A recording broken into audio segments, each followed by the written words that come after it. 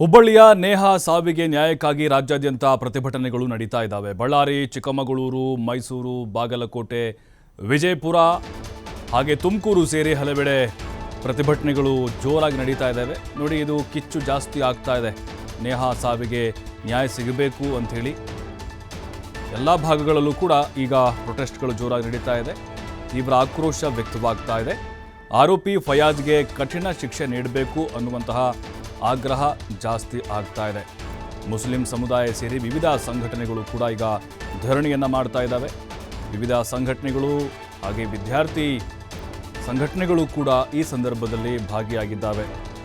ನೋಡಿ, ಈಗ ನೇಹಾ ಸಾವಿನ ವಿಚಾರಕ್ಕೆ ಸಂಬಂಧಪಟ್ಟಂತೆ ಇವತ್ತು ಕೂಡ ದೊಡ್ಡ ಮಟ್ಟದ ಪ್ರತಿಭಟನೆಗಳು ನಡೀತಾ ಇದ್ದಾವೆ.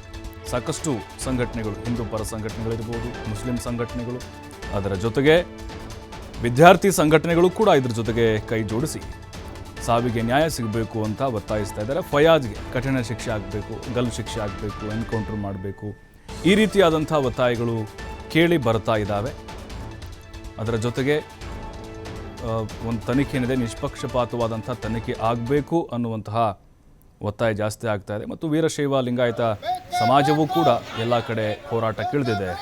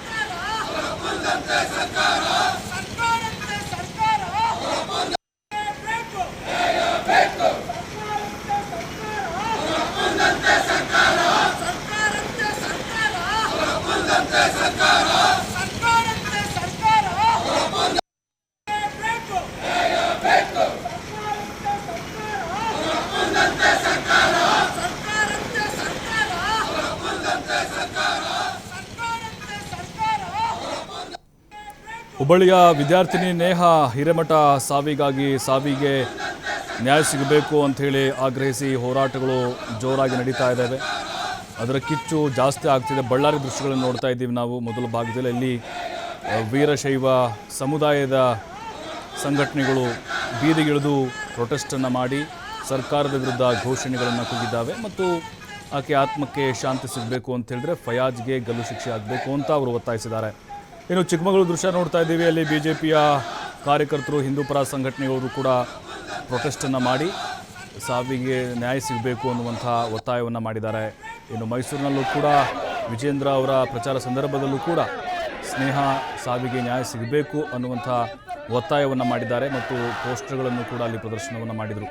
ಇನ್ನು ತುಮಕೂರಿನಲ್ಲೂ ಕೂಡ ಅಷ್ಟೇ ವಿವಿಧ ವಿದ್ಯಾರ್ಥಿ ಸಂಘಟನೆಗಳು ಬೀದಿಗಿಳಿದು ಪ್ರತಿಭಟನೆಯನ್ನು ಮಾಡಿದ್ದಾವೆ. ಆರ್ ಅಶೋಕ್, ವಿ ಸೋಮಣ್ಣ ಸೇರಿದಂತೆ ಸಾಕಷ್ಟು ಜನ BJP JDSನ ಕಾರ್ಯಕರ್ತರು ಅಲ್ಲಿ ನೇಹಾ ಅವರ ಭಾವಚಿತ್ರವನ್ನು ಪ್ರದರ್ಶಿಸಿ ರಾಜ್ಯ ಸರ್ಕಾರದ ವಿರುದ್ಧ ಘೋಷಣೆಗಳನ್ನು ಕೂಗಿ ತಮ್ಮ ಆಕ್ರೋಶವನ್ನು ವ್ಯಕ್ತಪಡಿಸಿದ್ದಾರೆ.